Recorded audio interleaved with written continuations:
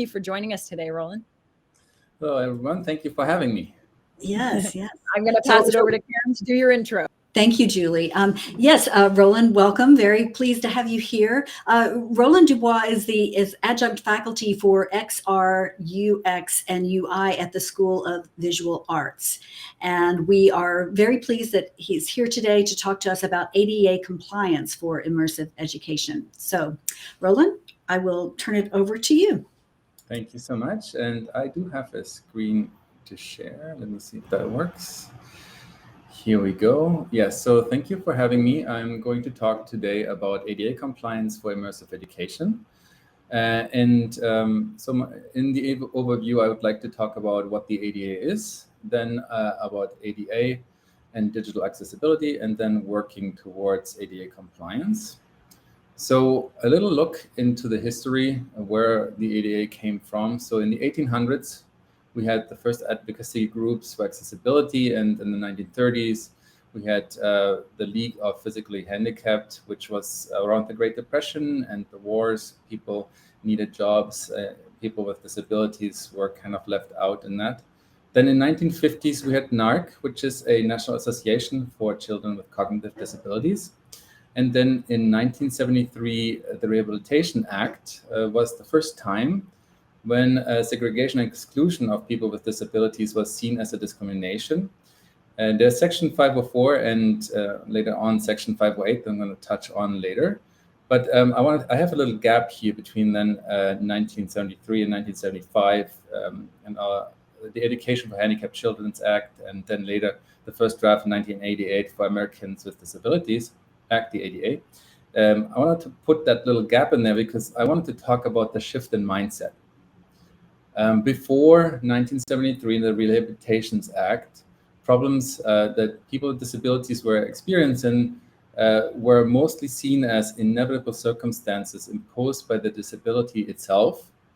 But after the Rehabilitation Act, there was a realization in society that a lot of the problems that people with disabilities were seeing and having were due to societal barriers and prejudice.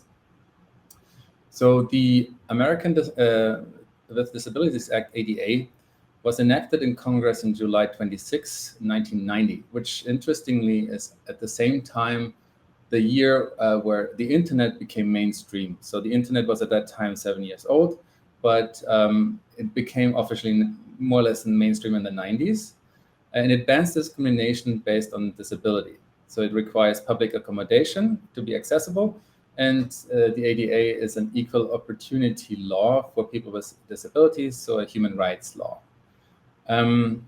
As a definition in that ADA, the disability is a physical or mental impairment that substantially limits one or more major life activities.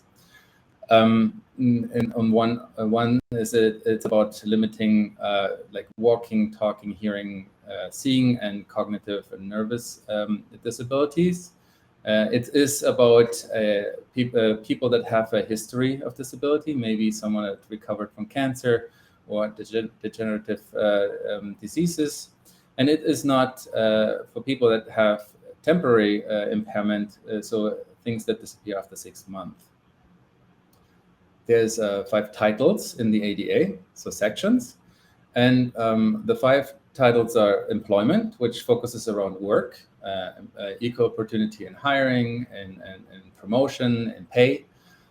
It's about public entities. The title 2 is about public entities and transportation, like buses and housing and mostly like about brick and mortar. The title 3 is about public accommodations, which is about goods, services, facilities, and accommodations. And that's we'll look into that a little more. And then there's telecommunications, title 4, which has to do with internet, broadcasts, telephone, radio. And title 5 is provisions, which means that anyone that is like working towards or like trying to get adjustment based on disability pushed through is protected from repercussions if they do so. And now let's talk about ADA and the digital asset accessibility part of this, because the ADA applies to all public and private organizations in the United States. It applies to all organizations of all sizes and all industries. So Title II, which was about transportation, is also focused around public organizations. They're setting the standards for that. And then private organization standards are in Title III. The ADA does not have a specific language about digital accessibility. Title III requires that places of public accommodation accessible to people with disabilities. So we can see the interpretation here in lawsuits that that were applied towards websites, apps, and other digital places as places of public accommodation. This is where digital accessibility actually takes place. And the standard that is recommended by accessibility experts is the Web Content Accessibility Guidelines, WCAG. And at the moment, we're at 2.1 level AA. So the Web Content Accessibility Guidelines are the standard because there is no actual language in the current ADA that includes standards for technologies that are modern. The ADA is, as it is written right now, like in 1990. So, and because it is so broad, it can be applied in many different ways.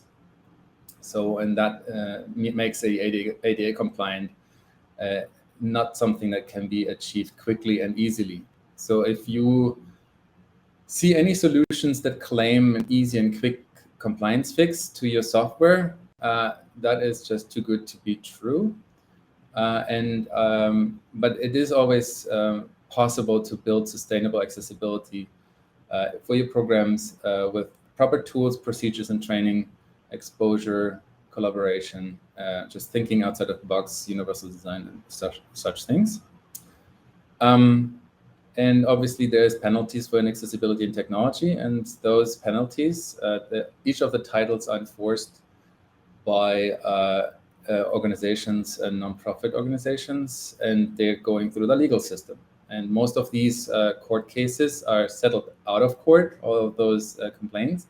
No one really wants to bring accessibility fights to the public in court because it's just not a good thing for the PR of the company. It's just not a good thing to associate yourself with the problem. But attorney fees that are expensive, obviously, and once you have a settlement, the remediation is then on the plaintiff's timeline, so that you don't have control. And therefore, if you build out software that is already accessible, then you prevent the fixing, the band-aiding afterwards. So I'd like to talk about what accessibility actually means. When a digital product is accessible, a person with disability can, to the greatest extent possible, acquire the same information, engage in the same interactions, and enjoy the same services as a person without a disability with substantially equivalent ease of use. So going back to the Rehabilitations Act in 1973, so Section 504 and Section 508 tie federal funding to compliance. This is why ADA and education is so important. Most educational facilities get some kind of funding from the federal government. And so Section 504 prohibits discrimination on the basis of disability for recipients of federal finance assistance, and that goes into higher education institutions and organizations that receive federal support. And Section 508 focuses, it's an addition to the Act and was revised in the late 2000s. That one applies to information technology. And here in this case, any company that does business for or with a federal agency also falls under these requirements. So if you build software for a school, you need to be applying ADA compliance. So think about accessibility in that case. Otherwise, you just create unusable software.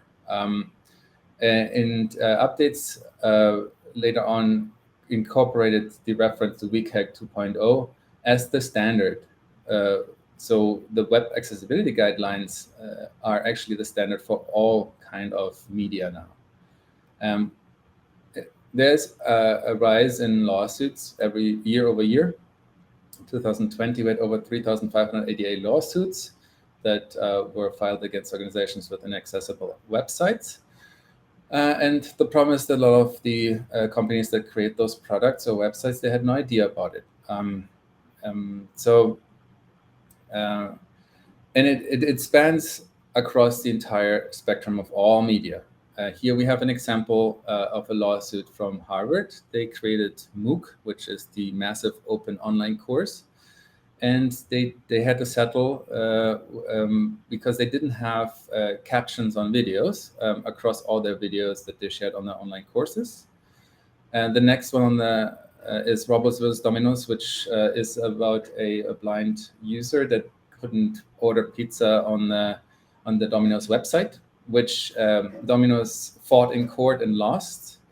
And on top of that, it applied also to the app ecosystem, the native app ecosystem. So you can see we have first websites, then web apps, then native mobile. So like the Major League Baseball app as well had accessibility issues. And then we also seeing a sign it going towards AR and VR with the first accessibility lawsuits for captions in VR. So what can we do? I think that the best way forward, first good steps are that you have to, when you create software in general, you should create a statement, a literal statement, a statement on your website, a link where you write, where you open the door for discussion, open the door for an entry point for people to request certain features and open a discussion about how you can make your software more accessible. That prevents then people from feeling excluded and left behind, and therefore you can negotiate your way into a more inclusive and more universal design infrastructure in your software.